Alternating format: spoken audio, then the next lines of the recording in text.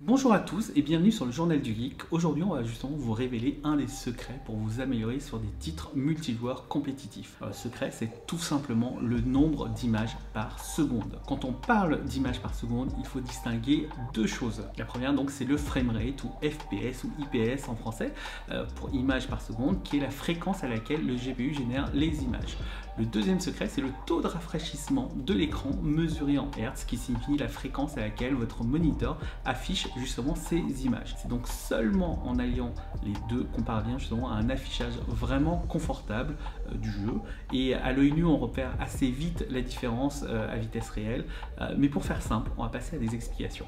Avec les ralentis, on note bien que l'image en 60 Hz apparaît comme saccadée par rapport aux autres fréquences. Et donc que ces saccades s'estompent en augmentant tout simplement la fréquence d'image. Ainsi, quand on voit plus d'images, on est plus réactif et plus performant parce qu'on dispose justement d'un plus grand nombre d'images par seconde. Attention quand même, ça ne veut pas dire qu'on devienne plus réactif et comme un super-héros, mais juste qu'on reçoit l'information un peu plus tôt, donc on réagit en avance, et ça c'est plutôt bien. Mais ce n'est pas tout. Il y a beaucoup d'autres avantages, comme par exemple le tearing, puisque l'augmentation de la fréquence de l'écran permet de se rapprocher justement de celle de la carte graphique, ou encore le ghosting, puisqu'une fréquence d'image élevée réduit forcément aussi l'impact de la latence sur le système, ce qui simplifie le délai entre le clic de la souris et le tir de l'arme en jeu dans un FPS par exemple.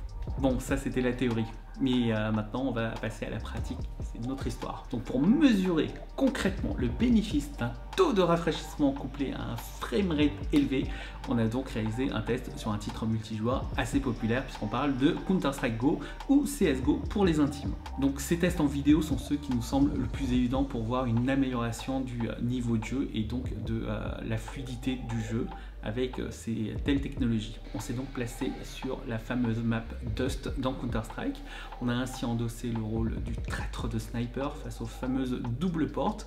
Le but était donc d'aligner 10 frags sur des bots passant à vitesse constante entre les deux portes. Côté configuration, on a utilisé une tour reposant donc sur un processeur Intel Core i9 9900K, une carte graphique MSI GeForce RTX 2070 Super Gaming X Trio, afin de tirer le maximum d'un moniteur gaming Optix qui permet justement d'avoir un taux de rafraîchissement allant jusqu'à 240 Hz et un temps de réponse d'à peine 1 milliseconde. Les deux sont connectés par un câble DisplayPort afin de profiter d'une qualité d'image optimale, mais aussi pour avoir le support de la technologie G-Sync de Nvidia. Et après quelques parties dans ces trois fréquences d'image, on s'est donc retrouvé avec ces scores en 60 Hz, 144 Hz et 240 Hz. Clairement, quand on est en jeu, c'est vraiment le jour et la nuit. Et du coup, on a également comparé ces résultats avec ceux de l'équipe marketing de MSI qui s'affichent à l'écran et on peut clairement constater une grande différence entre les performances du joueur en 60 Hz et celui justement en 240 Hz avec une hausse significative dès 144 Hz.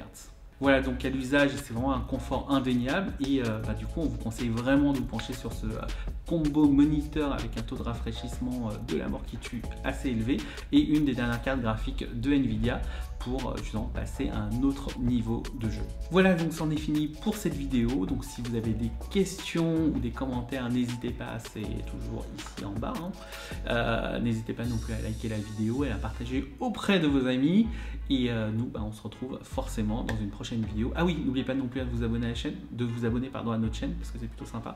Et comme ça, vous serez aussi averti des prochaines vidéos. Et donc, sur ce, moi je vous dis ciao et à très vite sur encore une fois une prochaine vidéo.